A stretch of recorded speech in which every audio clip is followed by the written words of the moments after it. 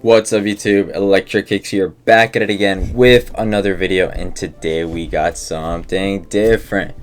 We're going to be pretty much going over a couple things that I've noticed in the resale market. I do have a whole bunch of boxes behind me. We're going to be unboxing those and then just going to give some thoughts and some tips and tricks for up and coming resellers, people who just resell as a side hustle, and kind of talk about how the market is shifting and ways to just grow either your resale business, or if it's something that's just a side hustle, things that are going to make it a lot easier so you don't have to put in as much work. So let's go ahead and get into it. We're going to go ahead and unbox these sneakers right behind me.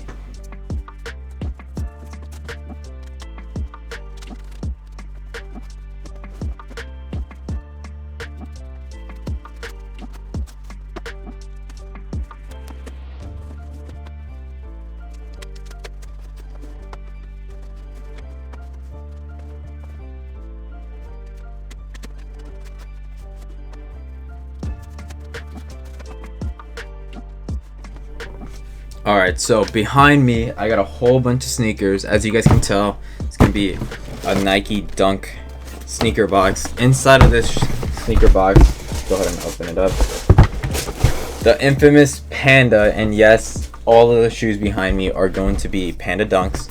Now the reason why I'm still buying this sneaker is because there's still a lot of money to be made. Yes, you look at market, I believe market's essentially retail, or maybe $10 over retail depending on the size at most. And a lot of smaller resellers or people who are getting into resale are ignoring this sneaker, and I think there's still a lot of money to be made, and I'm going to go ahead and explain why. As you can see, all these pairs back here, I have a lot of grade school and a lot of men's pairs. They restock essentially every week. I'm buying a whole bunch every week, and you can still sell these, probably make $30 to $50 off each pair. And I'm gonna go ahead and tell you why and how. Essentially, one of two things: your sneaker business is big enough that you know the clientele and you have enough people to go ahead and buy that sneaker. But for smaller sneaker resellers that are just getting started, people aren't gonna want to buy the sneaker from you. It's a lot about reputation. That's a really big thing. And the second thing is consignment. Go into a sneaker store, people are going to walk in, your average consumer, they don't know about resale, they don't know about the market, they don't know about all of this other stuff. You can go ahead and send them this pair, right? The consignment's going to take 15 to 20% depending on the shop, the consignment, the place, how big it is, all of that.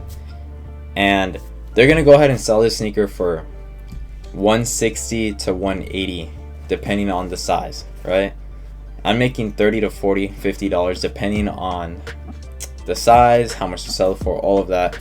And I'm not doing anything. The most that I'm doing is either I'm taking it to the shop to get it consigned with them, or I'm shipping it out to them. Now, if they don't sell it, no biggie, they send the shoes back.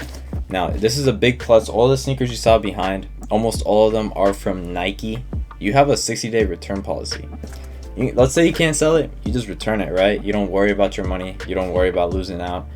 So if you can't sell it within the month's time, which I'm sure they're going to be able to sell it, because this sneaker still sells like hotcakes, people still want them, people are still buying them, just that the demand isn't where it used to be, because a lot of people already have the sneaker. But there's still a lot of people that still do want the sneaker, and the people are missing out on easy money and they're just not buying the sneaker anymore. Local resellers that I know, local resellers that my younger brother knows, he's like, yeah, they're not moving the sneaker anymore.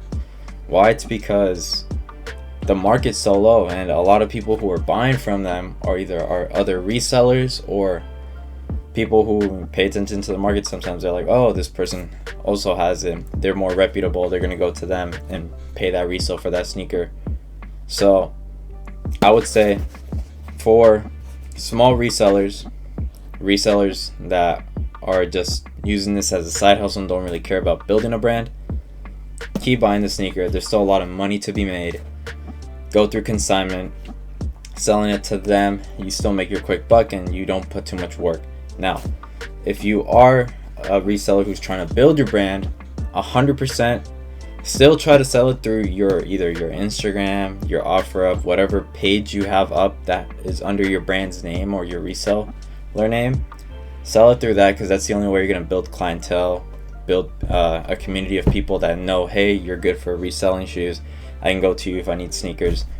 Keep selling it through there. Yes, there's going to be a lot less money to be made. It's going to be a lot more work, but that's the work you have to put in if you actually want to build your brand or build your reseller name or brand out there. So just one thing I want to make a quick video about.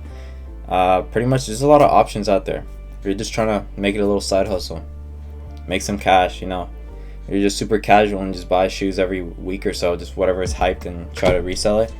Don't go through the effort of putting in all that work, and you know, sometimes going through like local marketplaces and stuff to sell it. It can be a lot of work. You deal with a lot of people, a lot of lowballs. Sometimes it's not worth the hassle for 20-30 bucks. Take it to consignment. They're gonna sell it for more. You're gonna make your money, and it's just a lot less of a hassle. But yeah, I just want to go ahead and put that out there. Just something that has been kind of rumbling in my mind. So hope you guys enjoyed, and catch you guys on the next one. Peace.